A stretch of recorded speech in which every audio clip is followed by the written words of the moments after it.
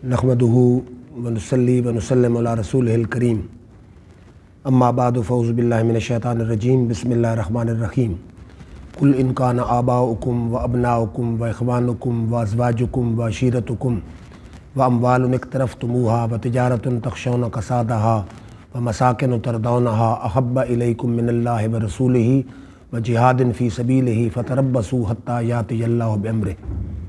सदक़ल्लाहु मौलाना अज़ीम।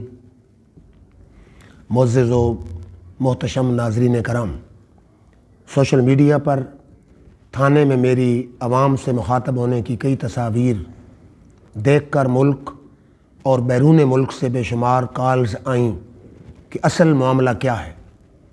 तो हमने उलमा की मुशावरत से ये फ़ैसला किया कि एक वीडियो बयान जारी किया जाए ताकि असल हक़ाइक़ तमाम अहबाब तक पहुँच सके। इस वक्त अल्लाह के फ़ज़ल व करम से मेरे साथ हज़रत अल्लामा मौलाना मुफ्ती मोहम्मद अमीर मज़री साहब, सदर जमीयत उलमा पाकिस्तान ज़िला खुशाब, और अल्लामा मोहम्मद मुज़फ़्फ़रुद्दीन साहब, सदर जमात अहले सुन्नत तहसील कैदाबाद, और शेखुल हदीस व तफ़सीर हज़रत अल्लामा मौलाना मुफ्ती सरफराज ख़ान कादरी साहब, और हज़रत अल्लामा मौलाना मुफ्ती हुसैन अली चिश्ती साहब, और कसीर तादाद में उलमा तशरीफ़ रखते हैं।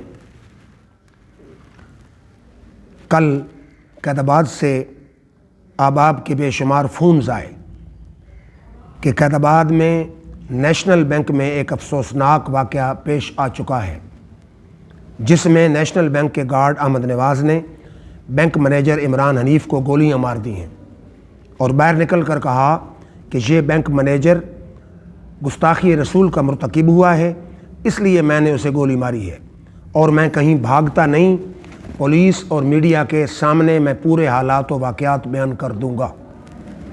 वो बैंक में बैठ गया।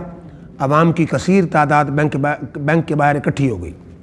जब पुलिस मुलज़िम को लेने पहुंची तो आवाम के पुरजोश हुजूम ने कहा कि आप न ले जाएं, हम उसे जुलूस की सूरत में थाने पहुंचाते हैं। तो आवाम नारे तकबीर, नारे रिसालत, लब्बैक या रसूलल्लाह के नारों की गूंज में उसे बाइज़्ज़त तौर पर थाने पहुंचा दिया। आवाम हज़ारों की तादाद में थाने के बाहर इकट्ठी हो गई, नारेबाजी शुरू कर दी। हालात की संगीनी को देखते हुए हमने कैदाबाद थाने जाने का फ़ैसला किया, और जब हम यहाँ से रवाना हुए तो मेरे साथ बिरादर अकबर अल्लामा साहबज़ादा मोहम्मद मज़हरुल हक़ बंदयालवी, अल्लामा मुफ्ती हुसैन अली चिश्ती साहब और बंदा नाचीज़। जब हम यहाँ से रवाना हुए तो कैदाबाद थाने से भी सिक्योरिटी वालों के फ़ोन आए कि हालात संगीन से संगीन तर होते जा रहे हैं, आप ज़रूर थाने में आकर हालात कंट्रोल करने में हमारी मदद करें।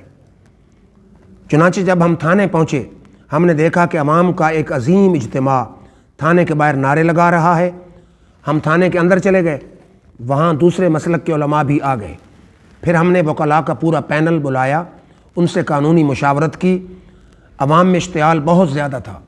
एक दफ़ा बिरादरम साहबज़ादा मोहम्मद मज़हरुल हक़ साहब ने, और 2 दफ़ा या 3 दफ़ा मैंने मेगाफोन पर थाने की छत पर जाकर अवाम से पुरअमन रहने की अपील की। बेहम्दिही ताला अवाम हमारी पुरज़ोर अपील पर पुरअमन रही। DPO साहब मियांवाली, DPO खुशाब दोनों कुछ देर के बाद मौका पर पहुंच गए। मलक मोहम्मद यार बंदयाल, मलक फ़तेह खालिक बंदयाल MPA साहब भी मौका पर पहुंच गए। तमाम मसालिक के उलमा ने मुतफ़िक़ा तौर पर यह मौक़िफ़ अख्तियार किया कि न मज़रूब के साथ ज़्यादती हो और न मुलज़िम के साथ ज़्यादती होनी चाहिए। पुलिस के DPO साहब ने ये कहा कि हम जब उसकी तफ्तीश करेंगे कि जिस पर गुस्ताखी रसूल सल्लल्लाहु अलैहि वसल्लम का इल्ज़ाम है, तो उलमा का आप एक बोर्ड तजवीज़ करें, वो भी पुलिस के साथ मिल के तफ्तीश में शामिल हो। तो मुत्तफ़िक़ा तौर पर अल्लामा दिलदार हुसैन रिज़वी और मौलाना कारी अब्दुल समद साहब और मेरा नाम पेश किया गया, और साथ ही मलक मोहम्मद यार बंदयाल साहब का नाम पेश किया गया कि ये पुलिस के साथ तफ्तीश में शामिल होंगे ताकि सही तौर पर पता चलाया जा सके कि क्या वाकई वह गुस्ताखी रसूल का मुर्तकिब हुआ है या नहीं। और फ़ैसला ये हुआ کہ اگر وہ گستاخی رسول کا مرتکب ثابت ہو جائے تو اس پر دفعہ 295C کے تحت مقدمہ درج کیا جائے، ورنہ نہیں۔ علماء نے یہ دو ٹوک موقف اختیار کیا کہ ہم اللہ کے سامنے جواب دہ ہیں، خواہ کسی پر گستاخی رسول کو لیبل نہیں لگانا چاہتے، اور ملزم جس دفعہ کے تحت FIR کا مرتکب ہوا صرف وہی دفعہ لگایا جائے۔ DPO خوشاب اور تمام انتظامیہ نے سارے معاملے میں علماء کے ساتھ بھرپور تعاون کیا۔ اب میں تمام لوگوں سے، تمام علماء اہل سنت کی طرف سے اپیل کرتا ہوں کہ جب تک معاملے کی مکمل تفتیش نہ ہو جائے وہ کسی قسم کی کوئی رائے قائم نہ کریں۔ بارگاہ رسالت مآب صلی اللہ علیہ وسلم کا معاملہ انتہائی حساس اور نازک ہے۔ عوام سے اپیل ہے کہ پرامن رہیں اور کسی قسم کی اشتعال انگیزی سے گریز کریں۔ ہمارے وطن عزیز کے حالات کسی قسم کی اشتعال انگیزی کے متحمل نہیں۔